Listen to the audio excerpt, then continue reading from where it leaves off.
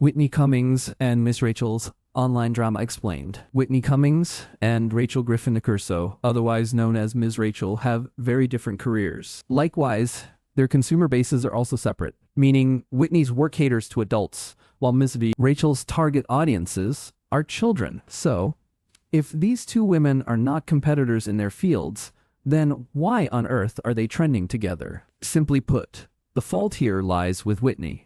Whitney made an unnecessary dig about Ms. Rachel's work persona. Immediately after, Ms. Rachel's community stood up and swiftly corrected Whitney's words. This massive community made a glaringly obvious point that Whitney says she was unaware of. So, after taking some time to think about their words and what she had just stepped into, Whitney issued an apology to Ms. Rachel and her fans. Regardless, many people can't move past this incident. So, what happened here? Here's a breakdown. Whitney is a California-based stand-up comedian, actress, writer, producer, and director. She is best known for her former NBC sitcom, aptly called Whitney, and for her work as a co-creator on the CBS series Two Broke Girls. In general, Whitney seemingly looks at life through a comedic lens, but sometimes misses her mark. Meanwhile, Ms. Rachel is a children's educator and content creator, best known for her Songs for Littles YouTube channel. Her videos are specifically designed to help early learners with speech and developmental delays. 7 million people subscribe to her channel. Additionally, Ms. Rachel is also a major advocate for the displaced children in Gaza. However, Ms. Rachel recently made a common mistake. To explain, Ms. Rachel often deletes harmful rhetoric and toxic language from her comments. But when she went to delete an anti-Semitic one, she ended up accidentally liking it instead. In a new post, Ms. Rachel immediately apologized for her error, admitting that she needs to move more slowly. "I made mistakes and misunderstood because I am human," she noted. But most importantly, as Ms. Rachel underscored in a separate post, she is against all forms of hate, including anti-Semitism against the Jewish people. Whitney recently made a snap judgment about Ms. Rachel's YouTube persona, which had nothing to do with Ms. Rachel's accidental like. And this is when their worlds collided. After watching one of Ms. Rachel's lessons with her 2-year-old son, Henry, Whitney had some thoughts. So, she went on Threads to share her opinions with her followers. But once the backlash started, she quickly deleted her post. Even still, the internet lives forever, as evidenced by several screenshotted reposts, including the one featuring Threads user YuppieChick82. As Whitney penned, "Miss Rachel is always off base, dude.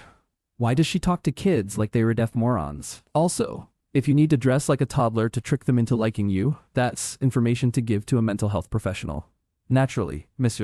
Rachel's followers weren't pleased, so they clocked in, letting Whitney know that Ms. Rachel moves in well-thought-out ways. She's not tricking anyone here.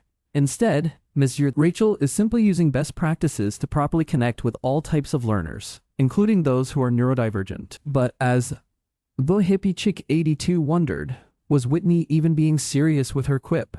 Or was her comment simply a poor attempt at comedy? And listen, Whitney is no stranger to controversy.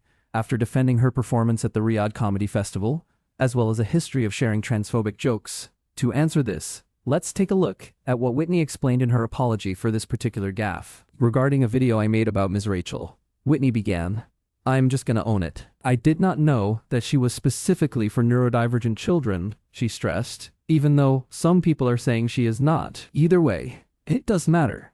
I should have known more about Ms. Rachel. The way that she speaks in her videos, it does overwhelm my son, Whitney admitted.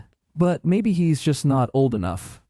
As Whitney noted, she only has the experience of raising her son. So I'm sorry if it was the same experience that you guys have had with Ms. Rachel, but I'm sure that maybe when he gets a little older, he also gonna be obsessed with her.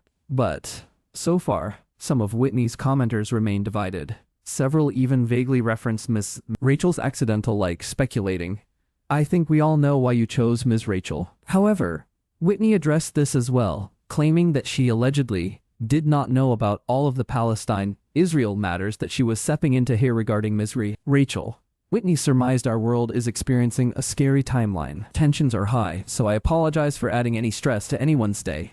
Or maybe being mad at me was a nice diversion, she joked. But either way, moving forward, Whitney is really going to try and not make jokes around this sacred person anymore.